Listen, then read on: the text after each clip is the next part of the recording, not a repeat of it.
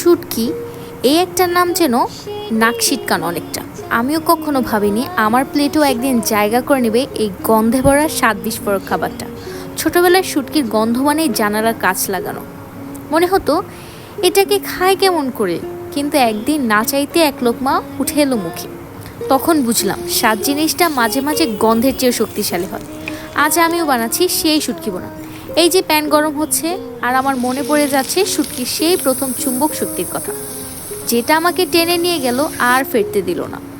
বাঙালির প্রেম মাছের সঙ্গে সেটা তো সবাই জানো, কিন্তু শুটকি এটা এক ধরনের সাহস, একটা অভ্যাস, আবার সবার জন্য এক এক রকমের স্মৃতিও।